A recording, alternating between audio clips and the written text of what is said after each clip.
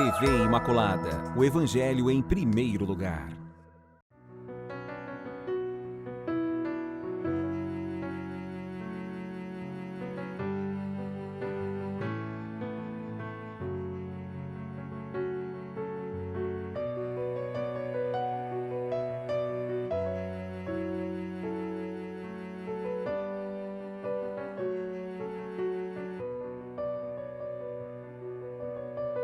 Olá, saudação muito carinhosa de volta ao programa Respostas aqui pela TV Imaculada, essa TV que evangeliza, essa TV que informa, essa TV que alimenta a nossa esperança. E é claro, o alimento da nossa esperança vem da nossa fé, essa fé que ilumina todas as realidades, esta fé que nos ajuda a encontrar, a significar tudo aquilo que acontece na nossa vida, tudo aquilo que nós vivenciamos. Na apresentação do programa, eu, Padre Adriano, mais uma vez quero saudar vocês, sejam muito bem-vindos, muito bem-vindas. Muito obrigado pela audiência, muito obrigado mesmo.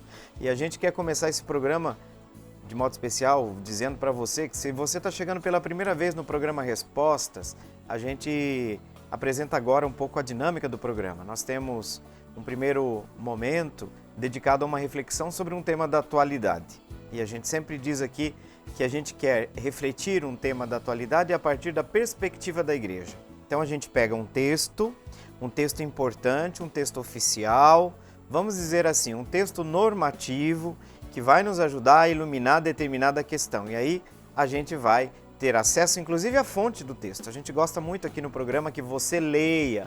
É até educativo, gente. Nós precisamos hoje mais do que nunca estarmos atentos às fontes daquilo que a gente lê, né?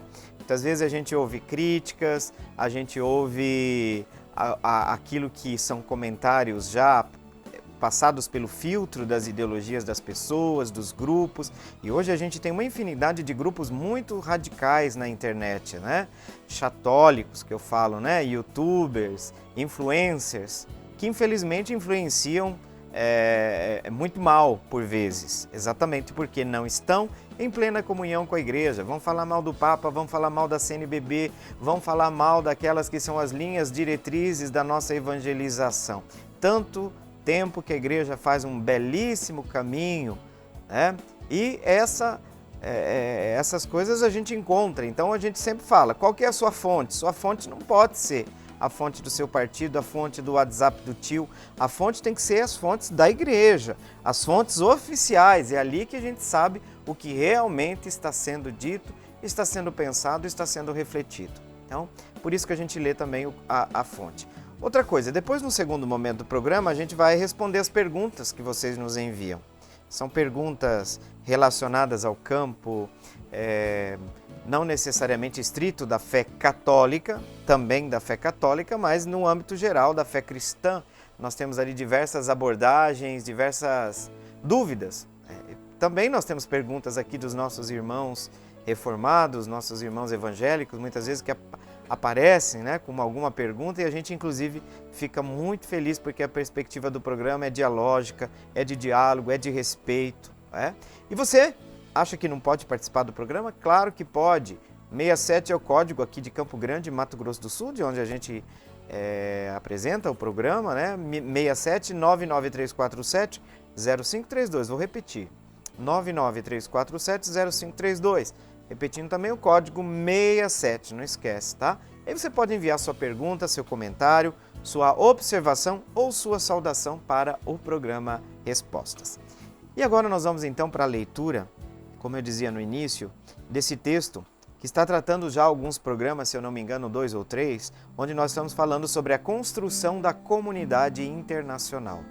É muito importante perceber que hoje nós temos também no âmbito internacional um veneno, né, criado pelas chamadas teorias da conspiração. Tais teorias demonizam a ONU, e não que eu diga que a ONU seja perfeita, mas que nós precisamos perceber que pelo documento da Gaudium et Spes a Igreja fala da necessidade da construção de uma comunidade internacional que seja capaz de mediar os problemas de ordem universal, ou vamos chamar de ordem transnacional. Então nós vamos agora para a leitura desse texto que fala sobre a construção da comunidade internacional e especificamente no programa de hoje a segunda parte do subtítulo, que é o tema de hoje, algumas normas oportunas. Então vamos agora para a leitura do texto da Gaudium et Spes. Construção da comunidade internacional. Algumas normas oportunas, parte 2. Letra C. Cabe à comunidade internacional coordenar e estimular o desenvolvimento, de modo a que os recursos a isso destinados sejam utilizados com o máximo de eficácia e total equidade. Também a ela pertence, sempre dentro do respeito pelo princípio de subsidiariedade, regular as relações econômicas no mundo inteiro, de modo que se desenvolvam segundo a justiça. Criem-se instituições aptas para promover e regular o comércio internacional, sobretudo com as nações menos desenvolvidas, e para compensar as deficiências que ainda perduram, nascidas da excessiva desigualdade de poder entre as nações. Esta ordenação, acompanhada de ajudas técnicas, culturais e financeiras, deve proporcionar às nações em vias de desenvolvimento os meios necessários para poderem conseguir convenientemente o progresso da própria economia. Uma outra norma, letra D. Em muitos casos, é urgente necessidade rever as estruturas econômicas e sociais, mas evitem-se as soluções técnicas prematuramente propostas, sobretudo aquelas que, trazendo ao homem vantagens materiais, são opostas à natureza espiritual e ao seu progresso. Com efeito, o homem não vive só de pão, mas também de toda a palavra que sai da boca de Deus. Mateus 4:4. E qualquer parcela da família humana leva em si mesma e nas suas melhores tradições uma parte do tesouro espiritual confiado por Deus à humanidade, mesmo que muitos desconheçam a origem de onde procede. Gaudium et Spes. Muito bem, a gente percebe a preocupação da Igreja nesse sentido. Por um lado, nós percebemos o pedido para que as nações desenvolvidas colaborem, ajudem as comunidades menos desenvolvidas, vamos assim dizer. Eram chamadas inicialmente eram chamadas de países de terceiro mundo. Faz muito tempo que a gente não ouve, praticamente os livros de geografia hoje em dia não usam mais essa terminologia. No lugar disso, falam países em via de desenvolvimento. Olha só que interessante. Por um lado, a Igreja diz que esses países precisam de ajuda, tá? Esses chamados países em desenvolvimento. Por outro lado, tem que tomar cuidado, porque a ajuda pode sair cara. A Igreja alerta, vocês já perceberam nessas normas dessas relações transnacionais ou internacionais, como a gente costuma falar, a gente percebe que essa ajuda sai caro. Exatamente nesse sentido que algumas normas, algumas orientações a Igreja apresenta. Entre elas, hoje, comentando agora a letra C, fala que cabe à comunidade internacional, olha só, já está pressupondo um ente extra-nações. Não sei se vocês perceberam. Não fala aqui propriamente dito de ONU, mas fala da necessidade de uma organização, né? Eu não sei se o termo mais correto aqui seria dizer transnacional, supranacional, de qualquer forma, uma organização mundial, vamos assim chamar, embora nós vamos falar enquanto não se descobre um outro planeta com vida, vamos dizer assim, mundo, eu estou falando do planeta Terra, né? Dentro da sociedade, dos países, a Igreja admite a necessidade de um locutor internacional ou supranacional.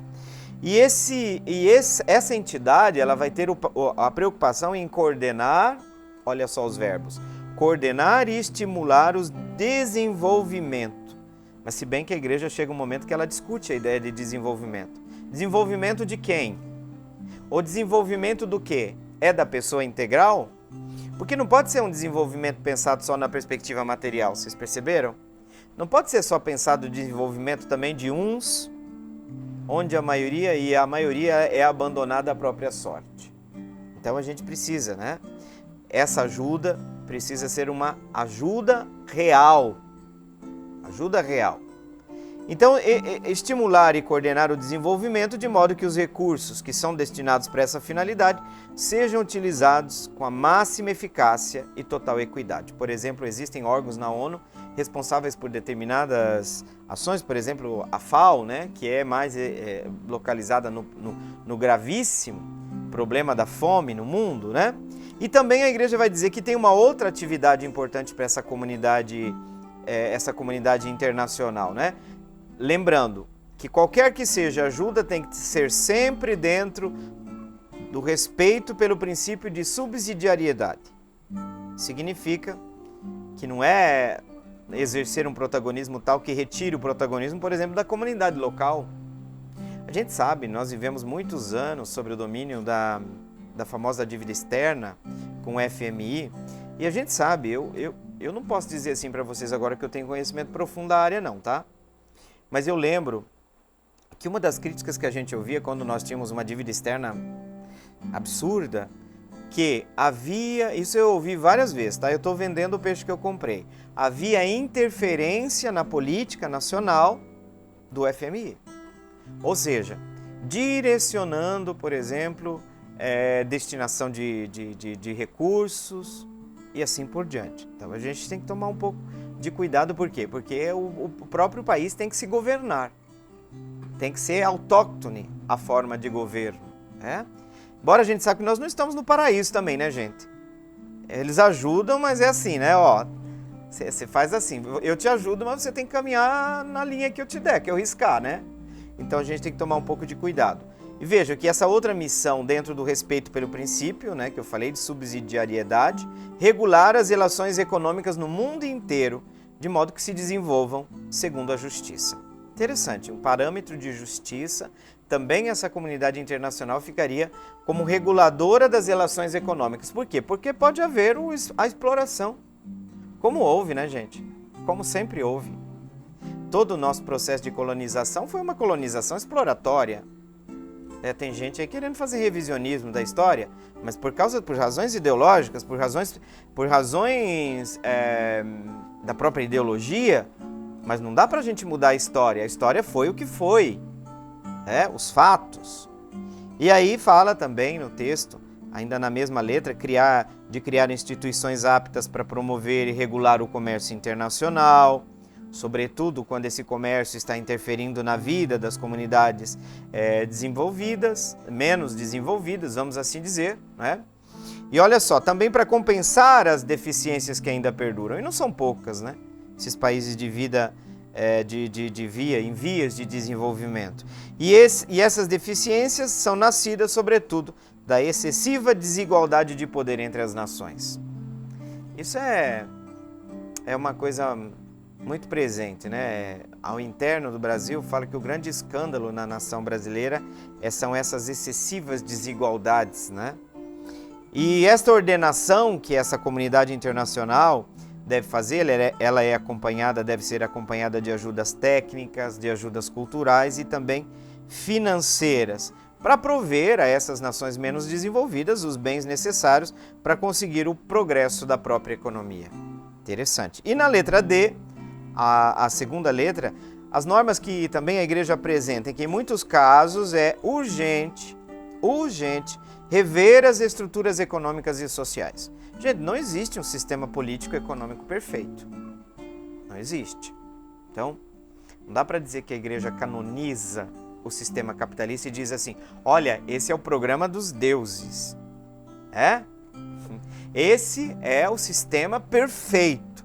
Há diversas críticas da doutrina social da igreja ao liberalismo, de modo muito especial ao neoliberalismo, tá? Que tem uma diferença aí. Então, precisa-se, por vezes, rever as estruturas econômicas e sociais. Agora, também, a igreja alerta para evitar soluções técnicas que são prematuramente propostas, sobretudo aquelas que focam na questão da ajuda nas vantagens, na proporção, né, de conceder ajudas de vantagens materiais, mas que terminam por ser o quê? Vai junto o pacote ideológico, que se opõe, por exemplo, à dimensão espiritual, à natureza espiritual, por exemplo, do ser humano e ao seu progresso. E aí, a letra D vai terminar com essa passagem de Mateus capítulo 4, versículo 4. É verdade, o homem não vive somente de pão, mas também de toda palavra que sai da boca de Deus. Isso para terminar, na letra D, a igreja vai falar que hoje qualquer parcela da família humana leva em si mesma e nas suas melhores tradições uma parte do tesouro espiritual confiado por Deus. Que bacana! Aqui está dizendo, independente da nação, todas as nações, toda a família humana, né, leva em si mesma e nas suas melhores tradições uma parte do tesouro espiritual confiado por Deus à humanidade, mesmo que muitos desconheçam, por exemplo, a origem de onde procede. Que legal! Muito bacana perceber essa... Gente, isso aqui, provavelmente um texto desse não sai sem uma profunda assessoria técnica, porque não penso que os bispos no concílio fossem formados em economia, tá? Mas a gente percebe que pela fala, pela forma com que se estrutura o documento, a igreja tem uma assessoria técnico-científica muito profunda. Então a gente percebe assim, ajuda sim, mas a que custo? A que preço? Porque a gente sabe que o endividamento de muitas nações custa caro demais. Um juro exorbitante, um juro terrível, né? Então, tanto que vocês sabem que o Papa João Paulo II, no jubileu do ano 2000, pediu a algumas nações o perdão das dívidas externas. Tá? João Paulo II pediu a muitas nações. Muita gente nem ouviu, né? Mas, de qualquer forma, a igreja apresentou esse pedido, o perdão das dívidas externas, né? Gente, nós chegamos ao final do primeiro bloco do programa Respostas e terminamos com essa reflexão aí, então, sobre a construção da comunidade internacional. Nós vamos para o nosso intervalo e voltamos na sequência.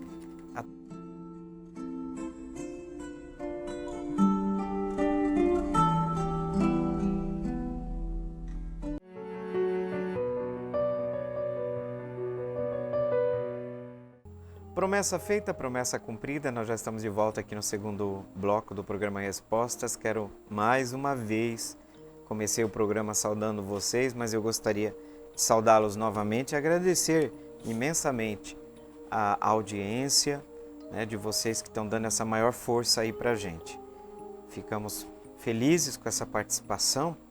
E falando em participação, nós já vamos agora para a pergunta da Marcela, a Marcela da Vila Carlota. Conheço o pessoal lá da Vila Carlota, uma saudação muito carinhosa. Aliás, minha saudação não vai só para o pessoal da Vila Carlota, vai para esse Brasil de meu Deus. Esse Brasil de meu Deus, por quê? Porque pela parabólica nós estamos chegando no Brasil inteiro. Que coisa boa, volta e meia vem uma pergunta, às vezes do Nordeste, às vezes do Sul. É tão bonito isso, né? É maravilhoso. Inclusive, aproveito a ocasião já para falar, porque temos esse bloco e ainda o outro, o número do nosso telefone que você pode entrar em contato, código 67 99347 0532, 99347 0532. Gente, a pergunta da Marcela, eu penso assim, que é providencial. É providencial porque a gente sabe que hoje nas redes sociais existe um desserviço enorme, gigantesco, de pessoas que se autodenominam católicas, estão com sinais da Igreja Católica, mas quando você começa a ouvi-las, o estômago embrulha. O estômago embrulha porque essas pessoas estão sendo vítimas da própria ideologia, do próprio fundamentalismo, da própria cegueira. E eu digo sempre, eu entrei em algumas brigas, eu não brigo por política, desde que a política não se intrometa no campo da religião. E você diga que a religião diz algumas coisas, que o cristianismo diz algumas coisas, que é do seu partido. É a mente da sua ideologia. E o partido pode pensar o que quer. Você só não pode dizer que isso foi Cristo que pensou. Isso eu não admito. Eu nunca vou me meter na decisão que o fiel tem como direito e dever de escolher em quem ele tem que votar. Eu jamais falo de política partidária. Eu falo de política porque todos nós temos posicionamento político. Por político aqui se P bem maiúsculo. A arte, a ciência da busca do bem comum, tá? Política, quando eu tô, se vocês querem saber o que eu penso de política, vai olhar Paulo VI, Papa Paulo VI, tá? Então eu não estou falando de política partidária. Mas o que eu entro no programa Respostas é quando há uma invasão de campo, onde determinadas pessoas que aderem a uma determinada linha de pensamento, e pelo amor de Deus é um direito de todos, mas não venha me dizer que isso é pensamento cristão, que aí eu entro de voadeira mesmo. Eu vou de voadeira. Né? Isso vale para essa pergunta que a Marcela da Vila Carlota tem aqui para nós hoje. Olha só. Padre, o senhor poderia explicar o que é a coleta da solidariedade? Realizada no Domingo de Ramos e qual a sua finalidade? Sobre esse assunto, eu gostaria já de avisar que nós temos vídeos nas redes sociais dos influencers, eu vou chamar aqui de pseudo-católicos. De novo, retomando a velha ladainha, Teologia da Libertação, CNBB, aquelas coisas todas, tá? Gente que está vendendo, está destilando o veneno que compraram. Tem gente ainda destilando veneno. Porque muitas coisas que são atribuídas à dita Teologia da Libertação, primeiro essas pessoas não sabem o que é. Não sabe. Se você for perguntar o que é Teologia da Libertação, muita gente se aproximou desses temas pelo viés ideológico. Ou seja, ninguém quer conhecer mesmo isso. Ninguém sabe a verdade. Digamos, do ponto de vista da profundidade, daquilo que é interessante e é importante a gente abordar e conhecer. É o viés ideológico que cai num reducionismo terrível. E muita coisa vem sendo dita, batida de novo, agora começa a circular, porque Domingo de Ramos está chegando, de novo contra a coleta da solidariedade. Gente, a campanha da fraternidade tem 60 anos. Depois das últimas eleições, das eleições anteriores, virou esse inferno. Não existia antes, assim, de maneira tão orquestrada. Porque a coisa é orquestrada, viu, gente? Tá? Você vai ver lá, patrocinado, tá lá em cima. E vai olhar lá embaixo os likes, dá mais like do que o Papa. Infelizmente, gente, os filhos das trevas, eles são espertos. A palavra de Deus já avisou. Os filhos das trevas são mais espertos que os filhos da luz. Pegando pesado? Tô pegando pesado, mas é para pegar mesmo. Por quê? Não pode ficar por isso. Porque o que é de gente bem intencionada que aborda esses vídeos, e eles são construídos de tal forma que você fala, nossa, meu Deus, descobri a roda.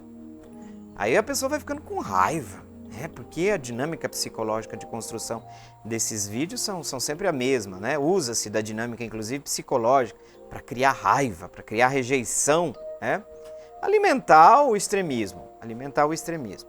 Então, primeira coisa que a gente precisa dizer é que essa campanha ela é coordenada pela Igreja Católica no Brasil, pela CNBB, e os destinos, tudo isso está presente no site da CNBB. Lembra que eu falei de ir às fontes? A CNBB Nacional tem um site, Marcela. Tudo explicado para onde vai cada centavo. Uma parte da coleta da solidariedade fica na diocese para ser implementada em ações de cunho social. Outra parte é dirigida ao nacional. E ali nós temos todas as instituições que são ajudadas por essa coleta. De qualquer forma, a campanha da fraternidade, ela permeia esse período, vai além dele, mas de modo muito mais estrito, permeia esse período de 5 semanas da quaresma. Tá? Ela está inserida dentro do período da quaresma. E a coleta da solidariedade seria como um gesto concreto da campanha da fraternidade. Você entendeu por que está no final? Porque, de fato, o Domingo de Ramos, vamos dizer assim, encerra a quaresma e começa a Semana Santa, o Tríduo Pascal, a Páscoa do Senhor. Por isso é feito no Domingo de Ramos, porque é o gesto concreto de todas as renúncias, abstinências que você fez durante a quaresma. Então, primeira coisa que precisa ser dita, os frutos materiais das suas renúncias formam o que nós chamamos de gesto concreto. Ajuda, essa doação que se faz A coleta da solidariedade é uma ajuda, é um auxílio que a igreja destina a diversas obras sociais espalhadas pelo Brasil. Tem uma outra coisa que eu me lembrei aqui que eu preciso dizer. Normalmente, a ajuda vai para o campo do tema da campanha da fraternidade. Por exemplo, quando o tema foi Amazônia, tá? O Fundo de Solidariedade focou boa parte da sua ajuda em iniciativas, instituições e iniciativas que colaboram com a Amazônia, com a questão da preservação, com a questão da causa, dos povos originários e tudo isso, né? Então, o que a Quaresma, a campanha da fraternidade, nos orienta? Orienta todo o povo de Deus, de modo especial essa campanha que falou sobre amizade social, a se abrir mais ao próximo, mesmo que esse próximo não seja tão próximo, inclusive ser capaz de dialogar com quem pensa diferente de mim, o bom confronto, porque não dá para a gente fingir, não dá para pensar em diálogo sem sinceridade, né?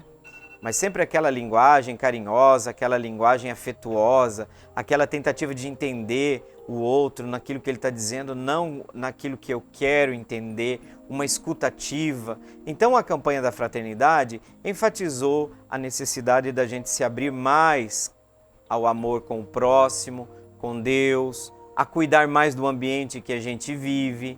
Então, de modo especial, a campanha da fraternidade ajuda os fiéis a viverem bem o tempo quaresmal. É uma ajuda, né?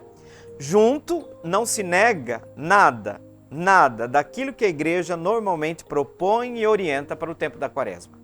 Então, a igreja vai fazer essa orientação a viver bem o tempo quaresmal junto com as práticas espirituais clássicas propostas para esse tempo. São a oração, o jejum e a esmola.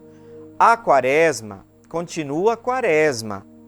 A campanha da fraternidade não é um elemento externo, mas entra dentro do espírito da quaresma e aponta uma ferida, aponta sombras onde o nosso amor é convidado a se desenvolver de maneira mais prática. Chama a atenção da comunidade para identificar um problema onde o mal age e a gente precisa resolver. Então a campanha da fraternidade é uma forma de todos nós nos colocarmos em prática a caridade. Mas focada, porque senão, gente, a coisa fica assim muito solta, né? E esses projetos, eles não são projetos assistencialistas somente, mas de transformação da sociedade, de transformação da realidade, né? E aqui toda a nossa atenção se abre mais no tempo da quaresma para o próximo, para a realidade que nos cerca, de modo especial para o próximo que vive condições de vulnerabilidade. Você vai ver, boa parte das temáticas vão nos ajudar a identificar o rosto sofrido, né? Áreas de vulnerabilidade da sociedade. Então nós temos a grande missão de contagiar a sociedade, não de atacar a campanha da fraternidade. Parem com isso. Superem a ideologia que vocês beberam. Vocês estão acusando de ideologia, usando de uma ideologia. Se convertam, procurem a confissão. Procurem a confissão antes da Páscoa. Você está, meu irmão, ferindo a comunhão com a igreja, está ferida. Sua comunhão não é plena, não pode ser plena desse jeito. E aí, gente, nós temos a grande missão de contagiar a sociedade com a fraternidade, né? A amizade social, ainda mais nesses tempos de polarização e ódio, né, Marcela? Esses tempos de polarização e ódio, cheio de guerras, somos chamados a fazer o contraponto. A andar contra a corrente, a viver a fraternidade cristã, a ser sinal para o mundo daqueles que Deus criou todos, né? Para que a gente possa conviver em paz. Então, no Domingo de Ramos, acontece, Marcela, a Coleta Nacional da Solidariedade, que é o gesto concreto da campanha da fraternidade, como eu te disse. Ou seja, olha só, é uma forma que a igreja encontrou de nós exercermos a caridade, mas uma forma concreta, tá? E vivenciarmos concretamente o que nos pede o tempo quaresmal. Não está contra o espírito da quaresma, como essas línguas afiadas falam por aí, tá? Para essa coleta, há um envelope próprio, que tem o logo da campanha para a gente ter segurança, né? nas comunidades foram enviadas. Eu sei que tem comunidade que você vai dizer, acho que eu nem devia falar isso no programa, mas eu vou dizer. Tem muitas comunidades onde o padre não passa a coleta, né? No envelope ninguém vê. Não devia. Por quê? Porque não é o padre que manda na igreja. Se o bispo mandou, se a diocese mandou, vocês entenderam? Como é que o padre vai pedir obediência do fiel se ele não obedece à igreja? Então tem um envelope, aí existem situações e situações, eu não quero aqui julgar cada realidade, pelo amor de Deus, mas normalmente, ordinariamente, o que acontece é isso. Tem um envelope que vem, um envelope próprio com o logo da campanha da fraternidade. Os envelopes são encaminhados para as paróquias e podem ser retirados o quê? No 5º domingo da quaresma e serem levados aí, no caso, né, para coleta no domingo de Ramos.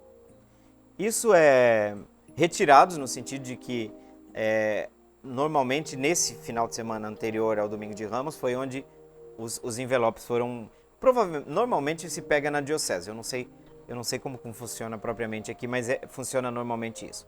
O que nós temos que fazer? Ser solidários com a coleta da campanha da fraternidade. Não dê ouvidos aos delatores da CNBB, tá? E, gente, saiu um vídeo maravilhoso do Padre André. Vocês sabem que o Padre André, ele participa aqui também na TV Imaculada. E lá no site do YouTube da CNBB Oeste 1, pode pôr lá, né? O YouTube oficial, o canal no YouTube da CNBB Oeste 1. Escreve lá.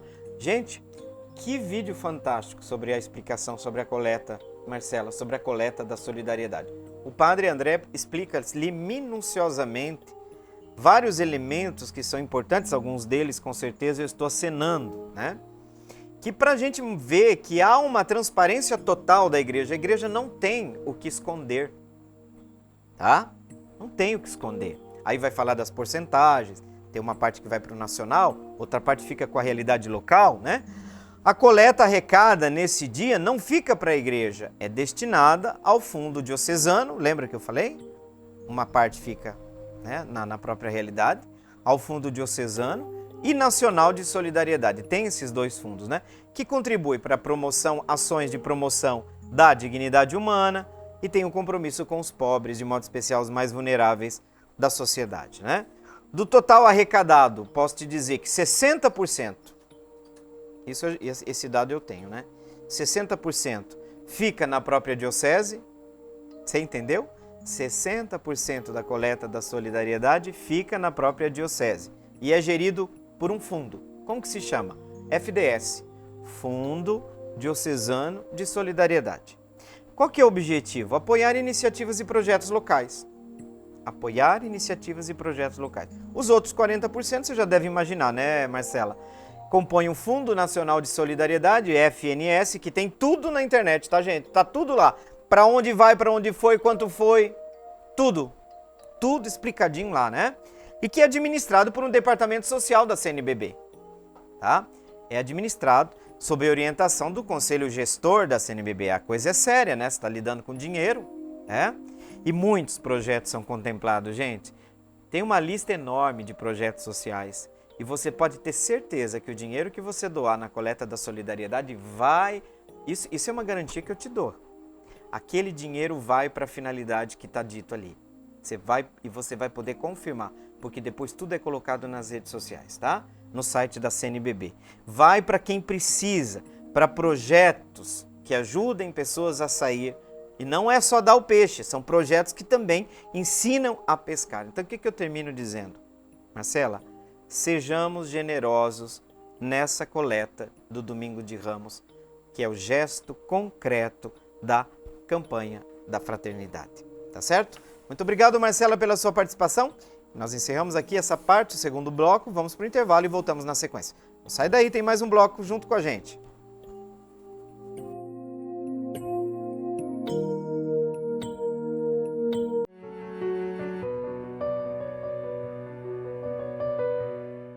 Promessa feita, promessa cumprida, de volta para o terceiro e último bloco. Nossa, como o tempo passa rápido aqui no programa Respostas. Muito obrigado pela sua companhia. Você que está chegando agora, seja também muito bem-vindo. Só para situar você, nós estávamos falando no programa passado programa passado, não, no bloco passado, anterior, sobre a coleta nacional da solidariedade, que é realizada no Domingo de Ramos, né? E nós dizíamos que, de modo especial, essa campanha da fraternidade, que fala exatamente, o tema é amizade e fraternidade social, a gente está fazendo, a CNBB, né, a campanha da fraternidade está fazendo 60 anos, é uma graça gigantesca. Por quê? Porque a campanha da fraternidade é um modo muito peculiar da igreja particular do Brasil viver a quaresma. Por isso que todos os anos nós recebemos na campanha da fraternidade, no início da campanha, uma mensagem do Papa. É maravilhoso receber e perceber nessas mensagens um cumprimento, uma orientação. Todos os últimos papas têm feito desde o surgimento da campanha da fraternidade. Então, por favor, não dê ouvidos ao pessoal extremista, né? Os mais católicos que o Papa, eu gosto de falar, né? Na internet está cheio de gente mais católica que o Papa. Não dê ouvido para esse povo, tá, gente?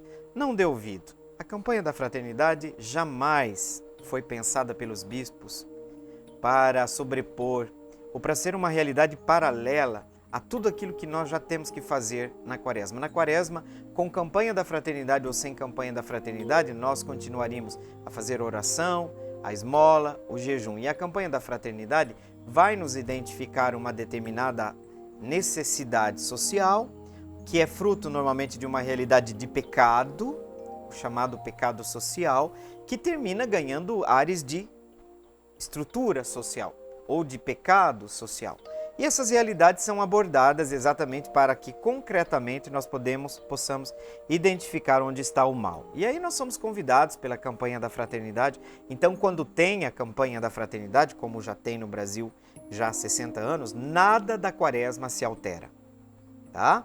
A campanha da fraternidade vem como um incremento, vem como um auxílio, jamais interfere na espiritualidade que são próprias desse tempo, né?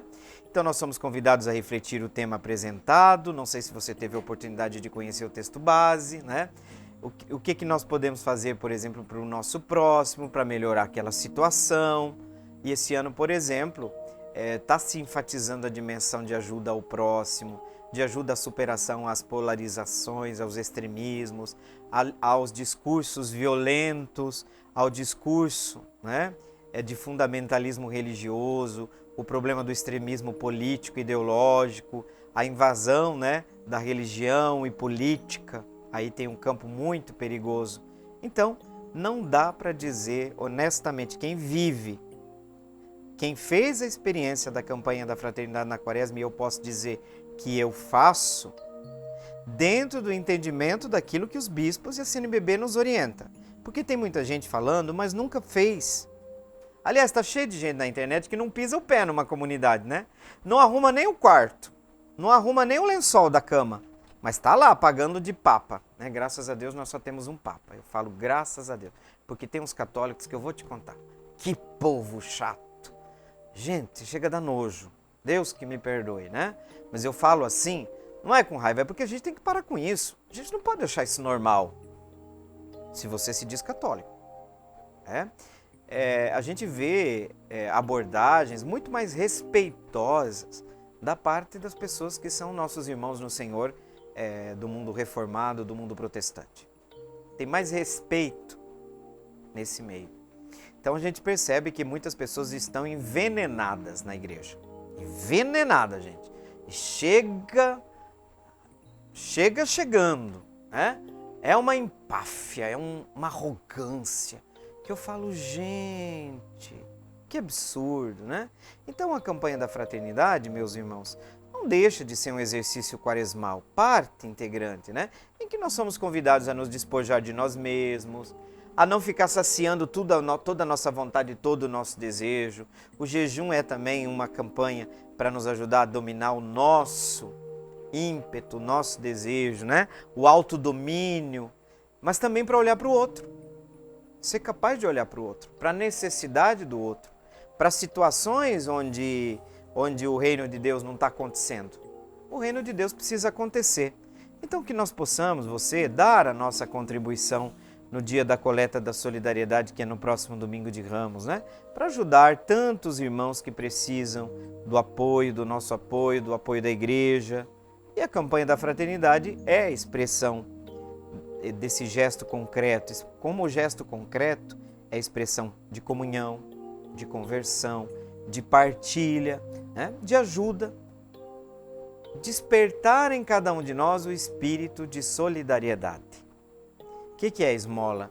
A esmola pede de nós primeiro olhar para a condição do outro, né? Quem é meu irmão, minha irmã que está com a dignidade ferida? Porque a gente está acostumado assim, para mim, o resto que se lasque. A campanha da fraternidade, a Quaresma vai dizer não, você tem que olhar do lado. Olha o Lázaro que está lá na porta, tá? A igreja tem que lembrar os ricos que o Lázaro está à porta. Vou repetir. A igreja precisa lembrar os ricos que o Lázaro está à porta.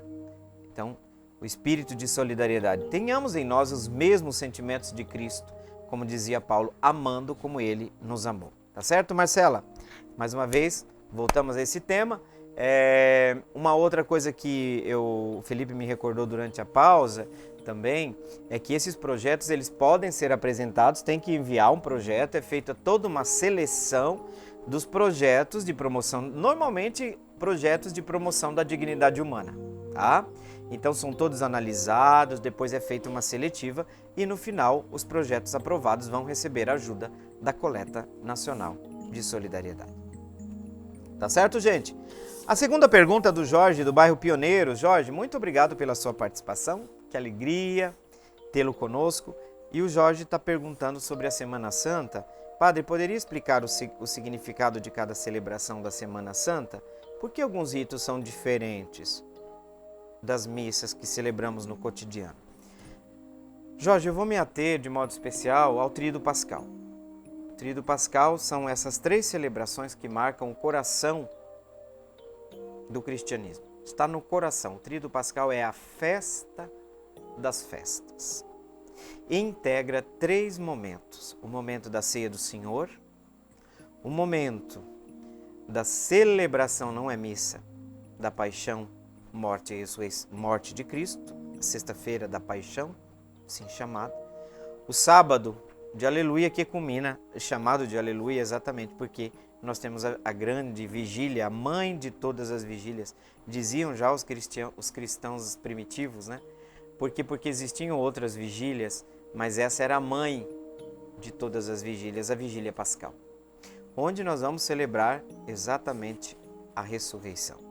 São 3 momentos importantes que marcam momentos, fases, eventos muito fundamentais da vida. Na celebração da ceia do Senhor, ou também chamada ceia de lava-pés, nós temos a celebração de 3 realidades. Cristo institui o mandamento novo, que é o mandamento do amor. Cristo institui a Eucaristia e nós também falamos, Cristo institui o sacerdócio. Tanto que de modo muito frequente as pessoas no dia da Quinta-feira Santa muitas pessoas costumam saudar os padres. Mas é tanto dia de padre, né, gente? É dia de São João Maria Vianney, é o dia... É saudação demais para o meu gosto, mas tudo bem, vamos lá, né? Eu não gosto muito desses protagonismos, mas tá bom, vamos lá. Lembrar a instituição da Eucaristia, você imagina, você vai rezar a missa que lhe recorda quando nasceu a missa. Você vai... É muito linda a celebração do lava-pés, que a celebração do lava-pés, e o lava-pés só aparece no Evangelho de João, é um rito, mas é um rito que une estritamente o serviço, o sacerdócio e o serviço. Une a Eucaristia e o amor. Porque no fundo, a Eucaristia é o sacramento da comunhão. A Eucaristia é o sacramento do amor. Então, na Santa Ceia, no dia da celebração da Santa Ceia, nós celebramos o dia da Gênesis, do nascimento da Eucaristia. Estando para ser entregue e abraçando livremente a paixão, Jesus toma o pão. Tomai e comei, Jesus toma o cálice, tomai e bebei. É o dia que nasceu a missa, que não se chamava missa no início, se chamava fração do pão. Né? Hoje, infelizmente, a fração do pão ficou só um momento muito rápido ali que o padre parte a Santa Hóstia, mas aí a missa nem sempre se chamou missa. Tá? E lá no início do cristianismo, então, a gente tem sempre essa consciência de que a última ceia, onde Jesus interpreta o evento salvífico da cruz e dá a chave de interpretação para esse evento enquanto evento que marca o cume do amor de Deus manifestado pela entrega do Filho. E é uma entrega. Vocês não tomam a minha vida, eu a dou. Ali está a fonte da nossa salvação. Nós relembramos, revivemos e celebramos a cada missa a origem da nossa salvação. A fonte da nossa salvação. Por isso que não dá para viver sem a Eucaristia. A Eucaristia faz a igreja e a igreja faz a Eucaristia. O sacerdócio ministerial, está na dimensão do amor e do serviço. Sempre falo. Você quer conhecer uma pessoa, dá poder a ela. Então, muitas vezes o sacerdócio foi lido de maneira a dar vazão ao clericalismo. Não, Jesus diz, Pedro, eu fiz, vocês devem fazer, o lava-pés. A Eucaristia é fonte do serviço. Eu me alimento para quê? Eu me alimento para amar. Eu me alimento para servir e não tem amor sem serviço, porque o amor não vive de teorias. O amor não sobrevive a teorias. Então, essas realidades nós não temos muito tempo para perceber. Você percebe, Jorge, como estão profundamente entrelaçadas numa única celebração? 3 realidades profundamente marcantes na vida do cristianismo. E eu vou para a segunda celebração da Sexta-feira Santa, que é o único dia do ano. Na verdade, sábado também não tem uma missa, porque se você olha o calendário litúrgico, ele se rege pela lua. Então, a missa da Vigília Pascal não é a missa do sábado. Então, nós podemos dizer que o sábado é o sábado chamado, diziam os padres da igreja, o grande silêncio. A igreja está velando, né, o seu Senhor, o Rei. Né? Tem até um texto muito bonito que fala, uma poesia que eu gosto de lembrar, o dia do grande silêncio. Mas a celebração da Sexta-feira Santa é o dia que a gente percebe a capacidade do amor de Deus que é sem fim. Mas atenção, não é um dia do culto ao sofrimento. Sexta-feira Santa não é o dia do culto ao sofrimento, porque em si, não é o sofrimento em si de Cristo, que por favor, atroz, difícil, é uma entrega muito exigente, mas é o dom que Jesus faz de si na cruz. É esta a grande verdade. O Pai suplica, pede ao Filho, ao enviá-lo ao mundo, o Filho salva a humanidade. Vai até nas últimas consequências nesse projeto de salvar a humanidade. Tal projeto Jesus levou a cabo de maneira extraordinária. A obediência ao Pai não foi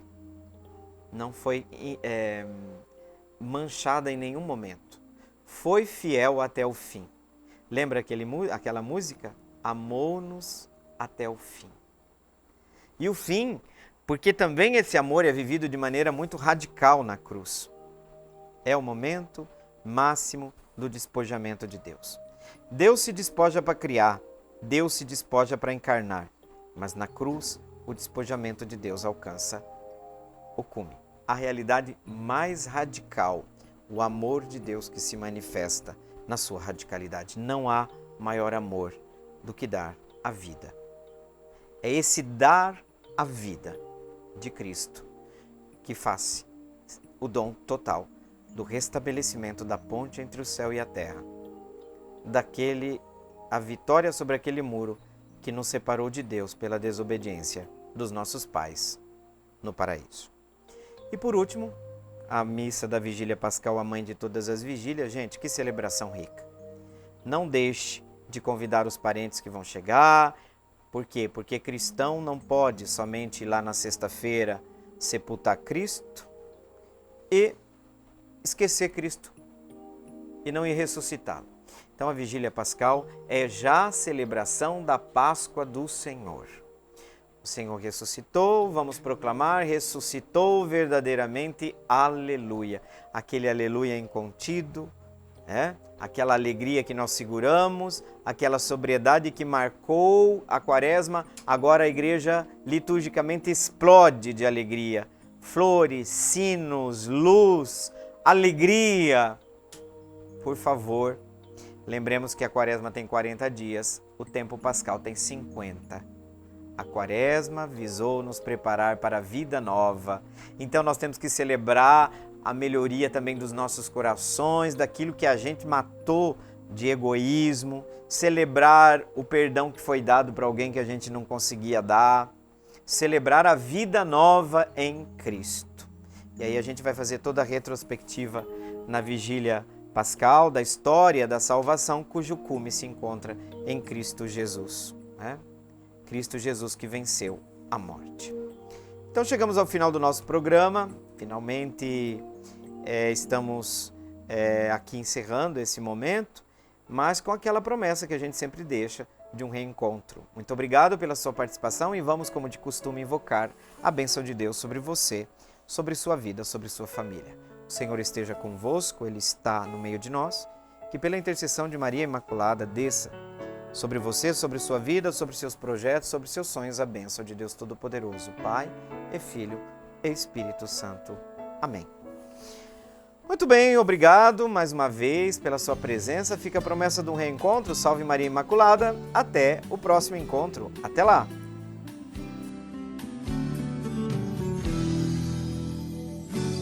Meu coração é para ti.